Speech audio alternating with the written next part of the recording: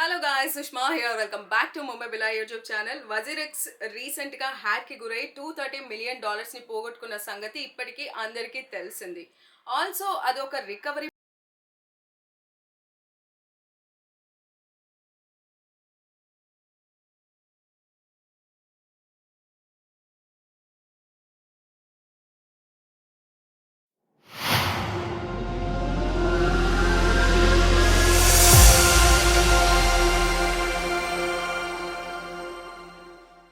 ఎవరైతే వజీరెక్స్ ఎక్స్చేంజ్ వాడుతున్నారో వాళ్ళకి ఇప్పటికే అర్థమై ఉంటుంది. ఆల్సో వజీరెక్స్ ఎక్స్చేంజ్ ఓపెన్ చేయగానే మీకు ఈ పోల్కి సంబంధించిన మెసేజ్ అనేది ఇలా డిస్ప్లే అవుతూ ఉంటుంది.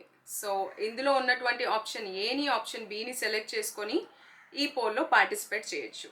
అయితే ఇక్కడ అసలు ఆప్షన్ ఏ ఆప్షన్ బి గురించి అర్థం చేసుకోవడానికి ప్రయత్నిద్దాం. వజీరెక్స్ ఎప్పుడైతే $230 మిలియన్ ని పోగొట్టుకుందో ఆ తర్వాత వచ్చినటువంటి ఫస్ట్ రికవరీ ప్లానే ఈ పోల్.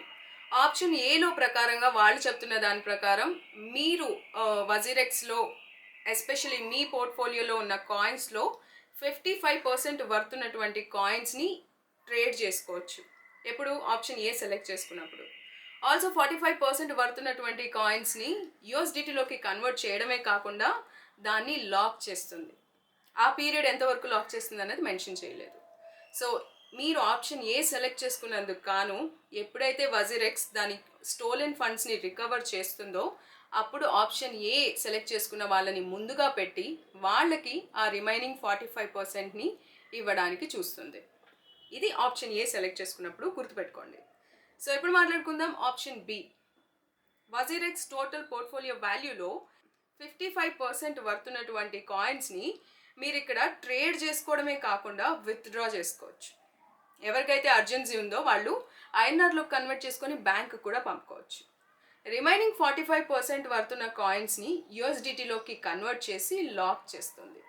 ఆప్షన్ ఏలో అయితే ఎప్పుడైతే ఫండ్స్ రికవర్ అవుతాయో వాళ్ళకి ముందుగా ఇస్తుంది. ఆప్షన్ బి సెలెక్ట్ చేసుకున్న వాళ్ళకి ఆప్షన్ ఏ వాళ్ళకి ఇచ్చిన తర్వాత మాత్రమే ఆప్షన్ బి వాళ్ళకి ఆ స్టోలెన్ ఫండ్స్లో రికవర్ అయిన ఫండ్స్లో మీకు ఇస్తుందని అర్థం. ఇది option A and option B.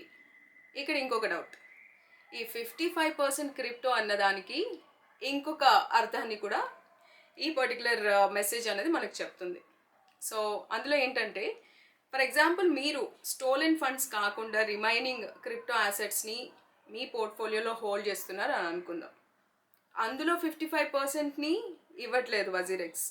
WazirX బేసిక్గా ఈ మొత్తం అటాక్ని రీబ్యాలెన్స్ చేయడం కోసం అదొక బాస్కెట్ ఆఫ్ కాయిన్స్ని క్రియేట్ చేస్తుంది. అందులో 55%ని మాత్రమే, అంటే ఆ పర్టికులర్ కాయిన్స్లో ఆ బాస్కెట్లో ఉన్న కాయిన్స్లో 55%ని మీకు ఇస్తుంది అన్నది అర్థం. ఓకే, ఇదంతా ఈ అటాక్ని అంతా అది రీబ్యాలెన్స్ చేసి మీ కంప్లీట్ పోర్ట్ఫోలియోని మార్చేసి మీరు హోల్డ్ చేస్తున్న కాయిన్స్ అనేవి మీకు కనిపించు. అది ఏదైతే ఇవ్వాలనుకుంటుందో ఆ కాయిన్స్ని మాత్రమే మీరు చూస్తారు. సో ఇదే ఆప్షన్ ఏ ఆప్షన్ బి. రెండో పాయింట్, అసలు వజీరెక్స్ అనేది 55% 45% అని ఎందుకు డిసైడ్ చేసింది? ఫర్ ఎగ్జాంపుల్ 1 lakh హోల్డ్ చేస్తున్నటువంటి పోర్ట్ఫోలియోలో 45% అంటే 45,000. Average in 10 lakhs account it will be around 4,50,000. So ఇలా రీబ్యాలెన్స్ చేస్తున్నప్పుడు ఎలా అందరికీ జెన్యూన్గా న్యాయాన్ని చేయగలుగుతుంది అన్నది ఒక పాయింట్.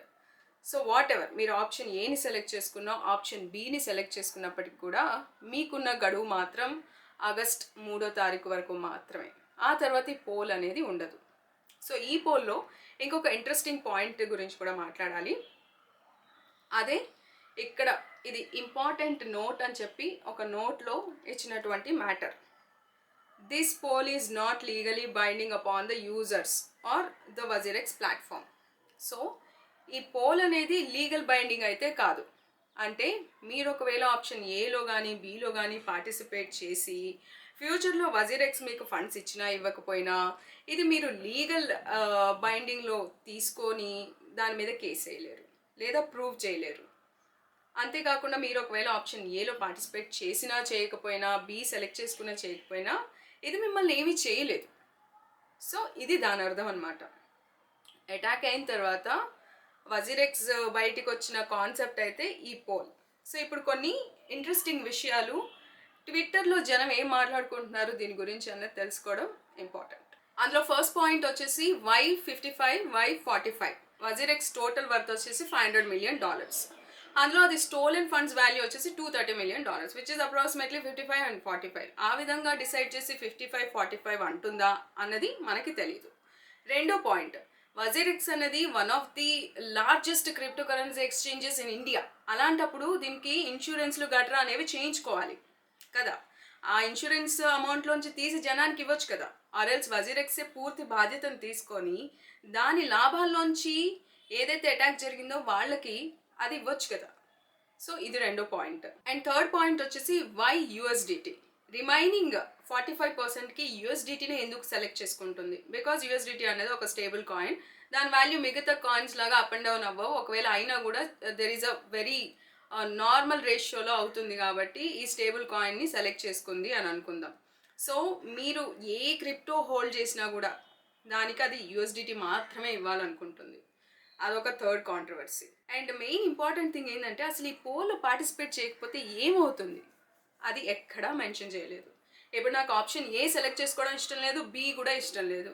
సో నేనేం చేయాలి అన్నది వజీరెక్స్ అయితే ఎక్కడా చెప్పట్లేదు అనమాట. సో ఇన్ని ఇష్యూస్ ఉండగా, అసలు వజీరెక్స్ ఆన్సర్ చేయాల్సిన క్వశ్చన్స్ ఇన్ని ఉండగా August 3 వరకు మాత్రమే దీని డెడ్ లైన్ ఇచ్చింది.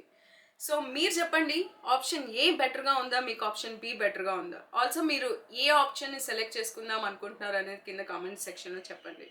ఆల్సో నాలాంటి వాళ్ళు అసలు ఆప్షన్ ఏ ఆప్షన్ బి ఈ పోల్ అన్నదే ఒక నాన్ సెన్స్గా చూసే వాళ్ళకి వజీరెక్స్ ఎలాంటి అవుట్కమ్ ఇస్తుంది అన్నది August 3 తర్వాత మాత్రమే తెలుస్తుంది. సో ఈ పోల్కి నేనైతే టోటల్గా బైండ్ అవ్వట్లేదు. It feels definitely unnecessary to post this poll అని అనిపిస్తుంది. తొందరగా వజీరెక్స్ దాని ట్రేడింగ్ని చాలు చేస్తే మన ఫండ్స్ని మనం తీసుకొని బయటికి రావడం అన్నది మంచి ఒపీనియన్గా అనిపిస్తుంది. ఆల్సో ఈ సెంట్రలైజ్డ్ ఎక్స్చేంజెస్లో జరుగుతున్న ఈ స్కామ్స్ అనేవి ఇంకెప్పటికీ ఆగవా? ఓన్లీ డీసెంట్రలైజ్డ్ ఎక్స్చేంజెసే వాడాలా, లేకపోతే మనం హోల్డ్ చేస్తున్న 10,000 20,000కి మళ్ళీ ఎక్స్టర్నల్ హార్డ్వేర్ వాలెట్ని వాడాలా? అసలు క్రిప్టోలో ఎన్ని అన్ఆన్సర్డ్ క్వశ్చన్స్ ఉన్నాయి. క్రిప్టో సెక్యూర్డ్ అన్నిటికంటే చాలా డిఫరెంట్ కాన్సెప్ట్ అని అందరం నమ్మాము. బట్ వేరాజ్ ఈ సెంట్రలైజ్డ్ ఎక్స్చేంజెస్ వాళ్ళకు ఉన్నటువంటి ఏమంటారు థింగ్స్తో వీటిని ఇంకా సెక్యూరిటీని తగ్గిస్తుంది. సో దీనికి క్రిప్టోలో ఉన్న సెక్యూరిటీకి మనం క్వశ్చన్ చేయాల్సింది లేదు. ఓన్లీ సెంట్రలైజ్డ్ ఎక్స్చేంజెస్ బెటర్ రెగ్యులేషన్స్తో బెటర్ థింగ్స్తో రాకపోతే ఇలాంటి దాడులు అనేవి ఫ్యూచర్లో కూడా ఆగవు. So better to trade in decentralised exchanges. Okay, so this is what my point is. So meet you in the next video. Until then, keep smiling and take care. This is Sushma signing off today.